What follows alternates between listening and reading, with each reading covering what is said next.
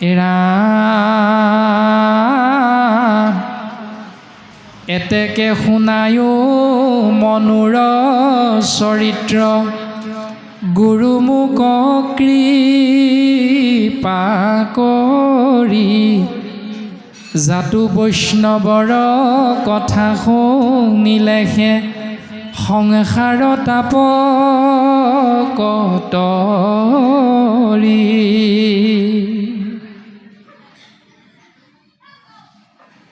এতেকে শুনায়ো সেইকাৰণে তুমি আমাক শুনোৱাচোন মনুৰ চৰিত্ৰ স্বয়ম্ভুৱ মনু ভগৱন্তৰ একান্ত ভকতৰ চাৰিত্ৰিক বৈশিষ্ট্য গুৰু মুকক কৃপা কৰি সেই গুৰুদেৱ মোক কৃপা কৰি এইখিনি কথা শুনোৱা জাতু বৈষ্ণৱৰ কথা শুনিলেহে যিহেতু বৈষ্ণৱৰ কথা শুনিলেহে আধিদৈৱিক আধিভৌতিক আধ্যাত্মিক এই তিনি তাপৰ পৰা জীৱতত্বই অনায়াসে পৰিত্ৰাণ পাব পাৰে সংসাৰৰ তাপকত তৰি সংসাৰ তাপৰ পৰা পৰিত্ৰাণ পাব পাৰে মহুৰ জীৱন দেৱ নাৰায়ণ ভগৱন্ত কৃপাময়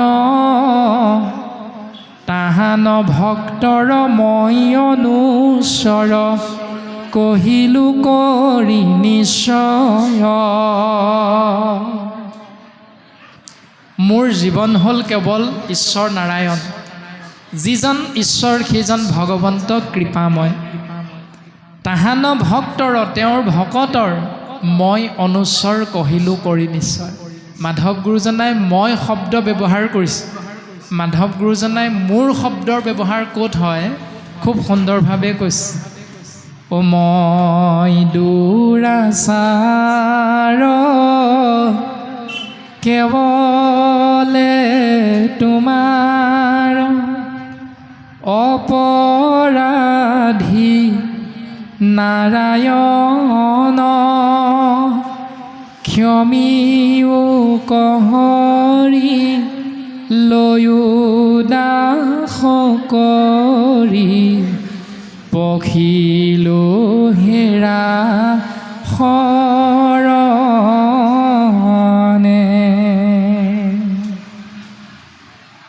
মই দুৰাচাৰ প্ৰভু কেতিয়া কেৱলে তুমি যদি মোক কৃপা নকৰা তেতিয়াই মই দুৰাচাৰী আৰু তুমি যদি মোৰ কাষত নাথাকা প্ৰভু মই তেতিয়াই অপৰাধী গতিকে মই ব্যৱহাৰ গুৰুজনে আমাক দেখুৱাইছে আৰু সেইকাৰণে বিদুৰেও কৈছে যে মুহুৰ জীৱন দেৱনাৰায়ণ ভগৱন্ত কৃপাময় তাহাৰ ভক্তৰ মই অনুচৰ মূৰ সম পাপী লোক নাহিকে ই তিনি লোক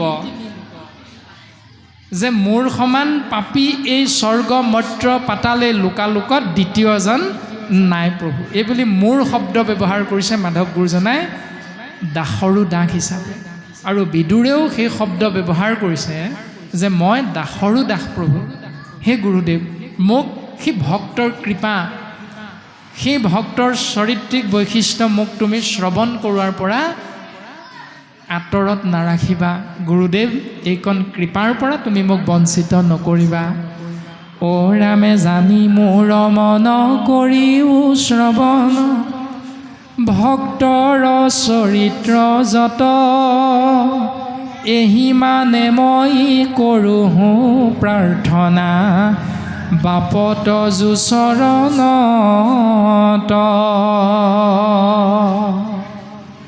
হে গুৰুদেৱ এই সেৱা আমি তোমাৰ চৰণত প্ৰাৰ্থনা হিচাপে নিবেদন কৰা হৈছে তুমি আমাক এই কৃপাৰ পৰা বঞ্চিত নকৰিবা গুৰুদেৱ কৃষ্ণ আমাৰ পাঠাচাৰ্য বাপ দুজনাই আমনি লাগিছে নেকি কৃষ্ণ যদি তেৰা সমস্ত আমনি লাগিছে তেতিয়াহ'লে অকণমান পাঠ আগবঢ়াই দিয়ক নেকি বাবাইসকলে কি কয় আমি আগবঢ়াই গৈ থাকিম নে তেওঁলোকক অকণমান পাঠ আগবঢ়াই দিয়ক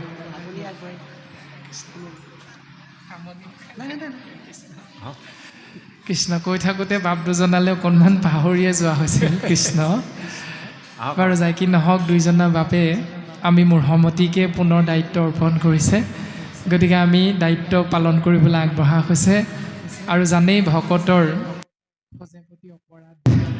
গতিকে আমি মূঢ়মতীক আপোনাভাৱে দাসৰো দাস ভাবি মহা অকিঞ্চনক অপৰাধ ভঞ্জন কৰি চৰণ কমলত এক কণিকা ঠাই দি আমাক কৃপা বৰ্ষণ কৰিব।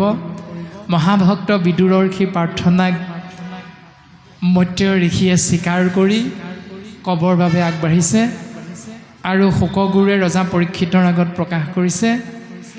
অ ৰাম শোক নিগদতি শুনা পৰীক্ষিত বিদুৰ মহাবিনীত এহি বাণী বুলি তম্ভীৰ হিলন্ত আনন্দে দ্ৰবিল চিত্ত তাহান ভাগ্যক কি কহিব মই যাৰ গৃহে প্ৰভু যায় ৰাতুল চৰণ কুলাত থৱন্ত মহাপ্ৰেমে যদুৰাই কৃষ্ণৰ পৰম ভক্ত নিৰূপম সাধুজন মধ্যে সাৰ কৌৰৱ নন্দন মহাবিচক্ষণ হৰিহে বান্ধৱ যাৰ সেইজন বিদুৰ যিজনৰ গৃহত ভগৱন্ত পুৰুষে এটা নিশা কটাই আহিছিল। পাণ্ডৱৰ দূত হিচাপে 5খন গাঁও বিচাৰি যেতিয়া ভগৱন্ত পুৰুষে দুৰ্যোধনৰ ৰাজসভাত ধৃতৰাষ্ট্ৰৰ ৰাজসভাত গৈ উপস্থিত হৈছিল আৰু দূতক আতিথ্য সেৱা নিবেদন কৰি ৰাজসেৱাৰ বাবে যেতিয়া এটা ৰাতি কটাবৰ বাবে এক সুন্দৰ ব্যৱস্থা কৰি দিছিল, তৎসত্ত্বেও সমস্তখিনি ত্যাগ কৰি ভগৱন্ত কৃষ্ণ তত্ত্বই তেওঁৰ একান্ত ভকত বিদুৰৰ সেই দুখীয়া ভগা প্ৰজাত এক নিশা বাঁহৰ চুচলিৰ বিচনাত গৈ কটাই আহিছিল। ইমান সৌভাগ্যৱন্ত বিদুৰ। আৰু সেইজন বিদুৰে প্ৰশ্ন কৰিছে মৈত্ৰেয় ঋষিক, আৰু সেই ৰাজন পৰীক্ষিত তোমাৰ আগত মই সেইখিনি কথাকে ক'বলৈ আগবাঢ়িছোঁ, হওক তুমি শুনা। ৰামে সেনয় বিদুৰে কৃষ্ণৰ কথা কহিবে যেবে বুলিলা মহাভাগৱত মৈত্ৰেয় ঋষিৰ পৰম প্ৰেম জন্মিলা। সেইজন বিদুৰে কৃষ্ণ কথা ক'বৰ বাবে মৈত্ৰেয়ক সেৱা নিবেদন কৰিছে আৰু মহাভাগৱত মৈত্ৰেয় ঋষিৰো পৰম প্ৰেম জন্ম হৈছে হৃদয়ৰ মাজত। ৰামে লোমখি সৰিল লুটক ঝৰিল আনন্দে মজিল মন কৃষ্ণক চিন্তিয়া নিশব দহুয়া আঠিলন তক তুক্ষণ চকুৰ পৰা দুধাৰি চকুলো বৈছে। পৰম আনন্দত গদগদ হৈ খন্তেক সময় মুখৰ পৰা মাত বোল নোহোৱা হৈ গ'ল। কাৰ? মৈত্ৰেয় ঋষিৰ। যে কৃষ্ণ কথা কোৱাৰ উপযুক্ত পাত্ৰ বুলি মোক আজি ভবা হ'ল, ইমান আনন্দিত হৈছে। তাৰপাছত পাছে প্ৰশংসিয়া বুলিবে লাগিলা সাধু সাধু কুৰুবৰ আমাক পৰম কৰিলা হাদায়া পুচিলা কথা কৃষ্ণৰ।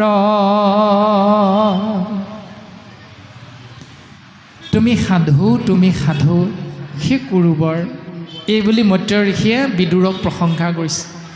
আৰু তুমি আমাক আজি সুধিছা সৃষ্টি স্থিতি প্ৰলয়ৰ গৰাকী কৃষ্ণ বিষয়ৰ কথা, আমিও ধন্য হৈ গ'লোঁ তোমাৰ লগতে। গতিকে শুনাচোন। অ ৰাম আবে শুনাবাপ মনুৰ চৰিত্ৰ কৃষ্ণৰ লীলা সহিত হেনমতে মনু প্ৰজাশ্ৰজিলন্ত মাধৱ কদিয়া চিত্ত ভাৰ্যা সমম্বিতে স্বয়ম্ভুৱ মনু জিকালত জাত ভৈলা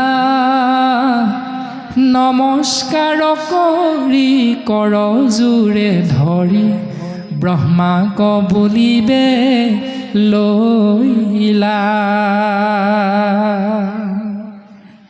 ব্ৰহ্মাৰ চৰণত স্বয়ম্ভুৱ মনুৱে কৰজোৰে সেৱা নিবেদন কৰিছে। ও ৰাম শুনিওক পিতৃ সমস্তে প্ৰাণীক তুমি একেশ্বৰে স্ৰজা পোষণকো কৰা এতেকে নিশ্চয় আমি সবে তজু প্ৰজা।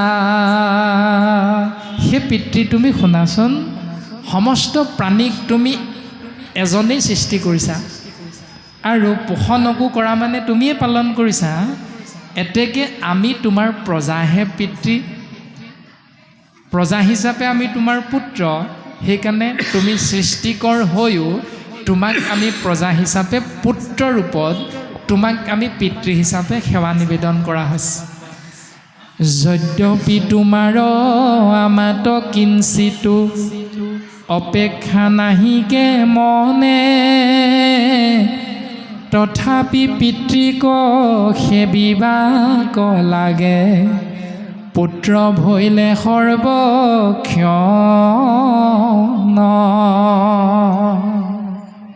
অৰ্থাৎ পিতৃদেৱো ভৱ, পিতৃক ঈশ্বৰ জ্ঞান কৰা, মাতৃদেৱো ভৱ, মাতৃক ঈশ্বৰ জ্ঞান কৰা।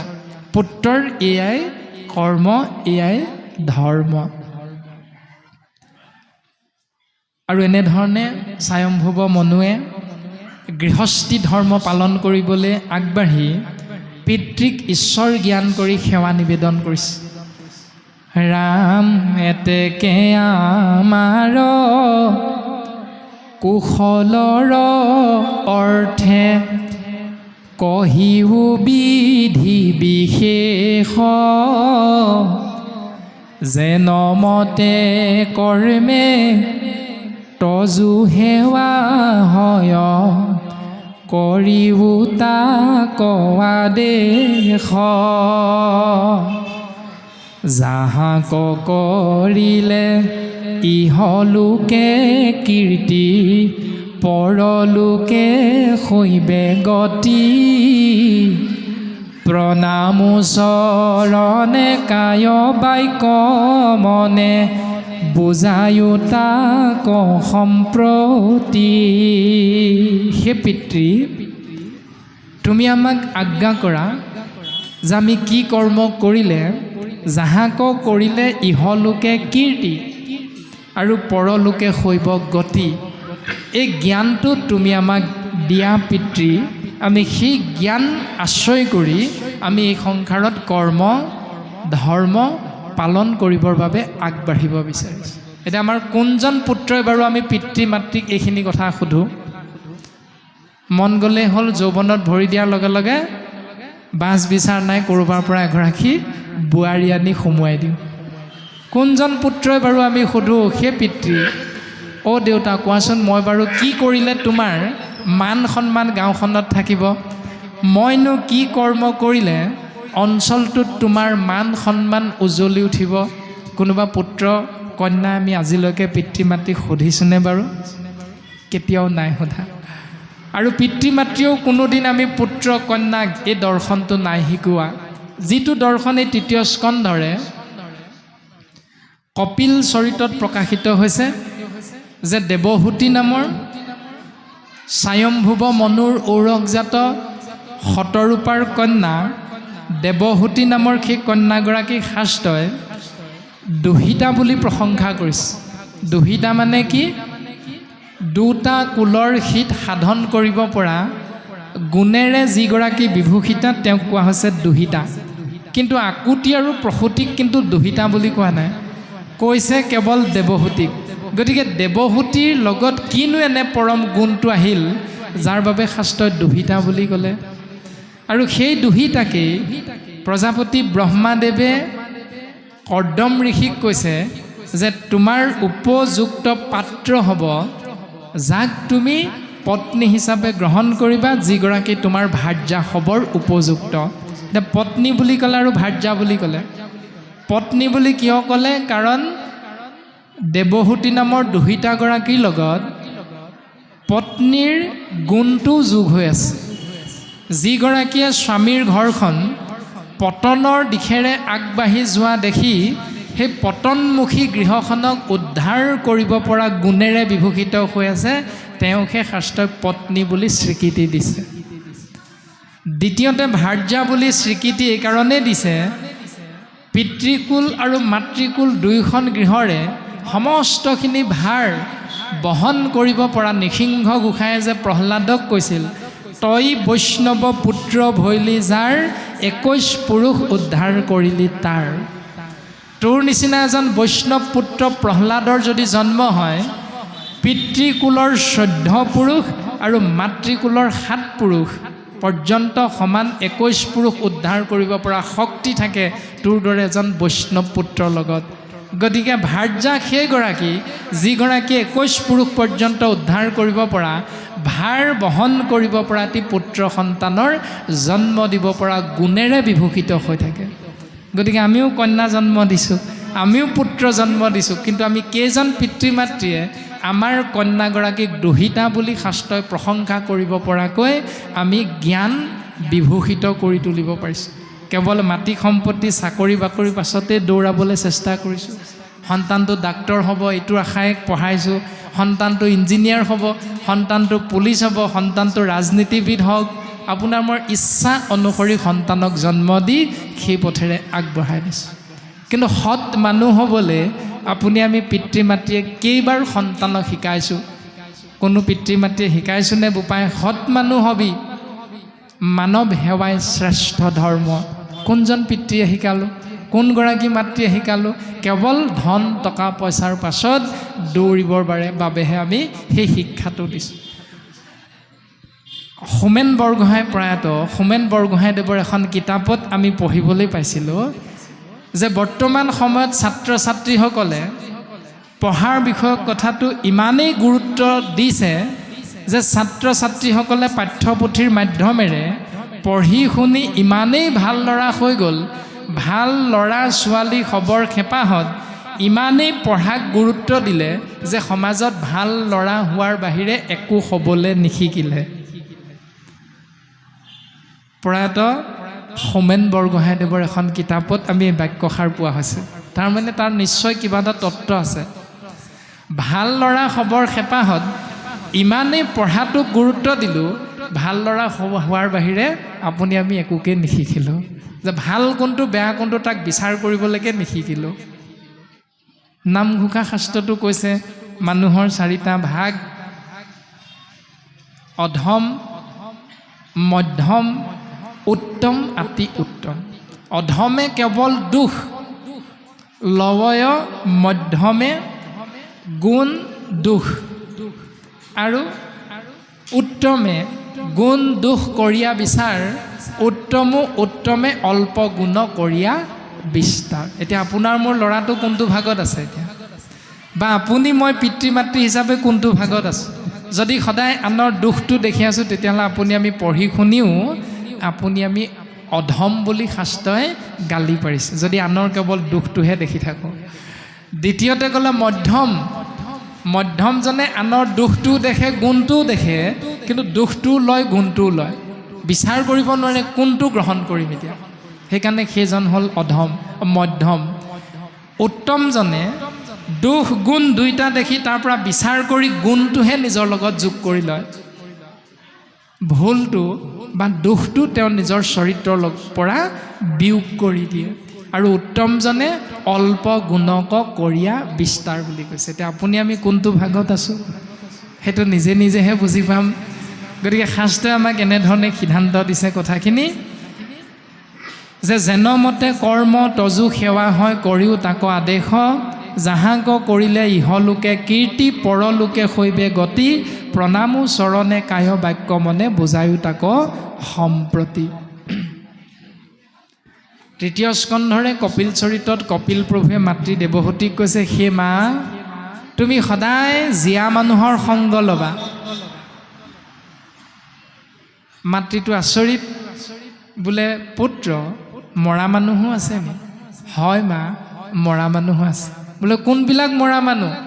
সাধু সংগে যিটো জনে মোৰ নাম নকৰে আশ্ৰয়। যিজনে সাধু সংগত মোৰ নাম আশ্ৰয় নকৰে তেওঁ হ'ল মৃত, জীৱন্ততে মৃত বুলি কৈছে। তেওঁ জীয়াই থাকোঁতেই মৰা বুলি কৈছে। আকৃতিটো মানুহৰ, কিন্তু সাধু সংগ আশ্ৰয় নকৰাৰ বাবে তেওঁ শাস্ত্ৰই কৈছে তেওঁৱে মৃত মানুহ। গতিকে তেনেকুৱা দুৰ্জন মৃত মানুহৰ সংগ তুমি নল'বা মা, তুমি আশ্ৰয় কৰিবা কেৱল সাধু সংগ।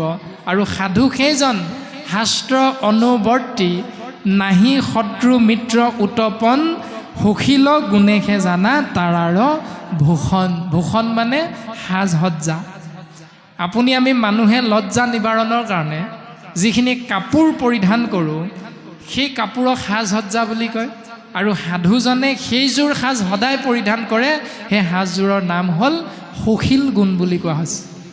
যিদিনা শৰণ ল'লোঁ, কোনোবা সত্ৰত গৈ কোনোবা শৰণাচাৰ্যৰ ওচৰত গৈ কোনো কথা নাই, শৰণ লোৱা দিনটোৰ পৰা শৰণাচাৰ্যই বা সত্ৰাধিকাৰ প্ৰভুৱে যিযোৰ সাজ পিন্ধাই পঠিয়াব, বাক্যত তিনিটা ধৰ্মৰ এযোৰ সাজ পিন্ধাই পঠিয়াবা। শৰীৰটোৰ ধৰ্ম তিনিটা আছে, সেই তিনিটা ধৰ্মৰূপী শৰীৰটোত এযোৰ সাজ পিন্ধায়। আৰু মনটোত কৰ্মক ধৰ্ম কৰাৰ তিনিটা উপায় দৰ্শন দিয়ে, সেইযোৰ এযোৰ সাজ।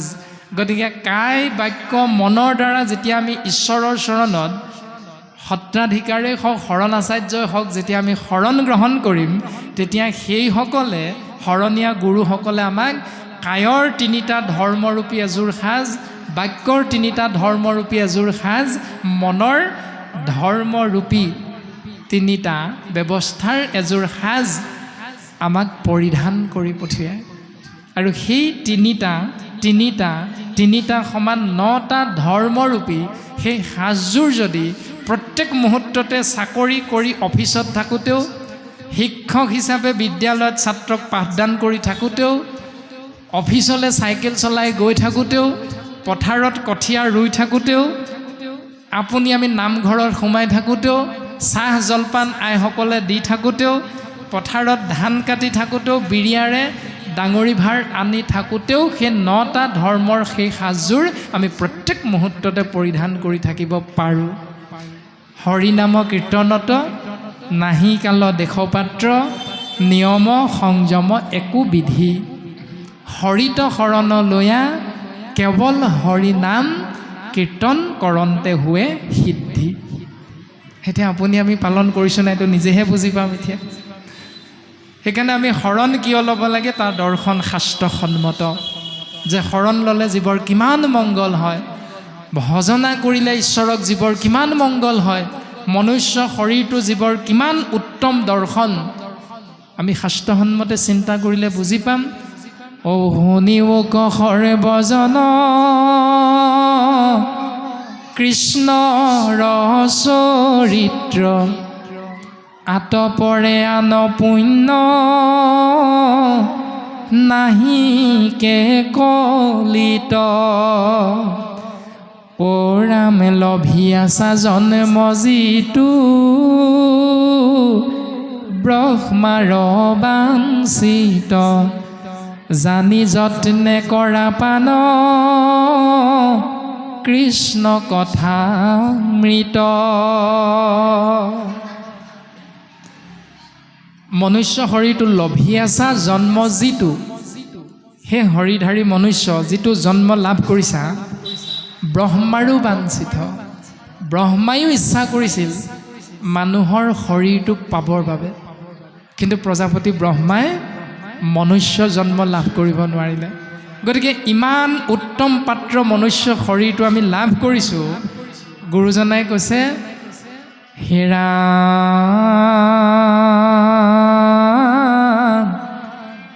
বিষয় মন্ধ সুখ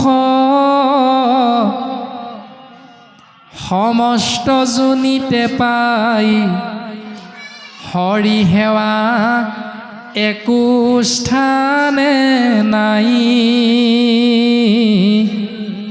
হৰিৰ সেৱাৰ যোগ্য কেৱল মনুষ্যতনু জানি ফুৰা হৰি গুণ গাই বিষয় সম্বন্ধীয় সুখবিলাক আমি যেতিয়াই বিচাৰিম আত্মাতত্ব গছ এজোপাত সোমালেগেও গছজোপায়ো জানে কেনেকৈ ফুল ফুলিব লাগে ফল লাগিব লাগে গুটি সৰিব লাগে আৰু পুনৰ এজোপা গছ হ'ব লাগে এই বংশ বৃদ্ধিটো গছজোপায়ো জানে গৰু ছাগলী হাঁহ পাৰ কুকুৰা মাছ কাছ চৰাই চিৰিকটি প্ৰত্যেক হৰিধাৰী জীৱতত্বই জানে তেওঁলোকৰ বংশটো কেনেকৈ বৃদ্ধি কৰি গৈ থাকিব লাগে এইটোৱে হ'ল বিষয় সম্বন্ধীয় সুখ গুৰুজনাই কৈছে কিন্তু সেই ছেদজ অন্দজ আৰু উদ্ভিদজ ৰূপী জীৱতত্বই পৰম পুৰুষ প্ৰভু ভগৱন্ত ঈশ্বৰক সেৱা কৰিব নোৱাৰে পোনে পোনে শৰীৰৰ সেৱাৰ যোগ্য ঈশ্বৰক সেৱা কৰাৰ একমাত্ৰ উত্তৰাধিকাৰী হ'ল কেৱল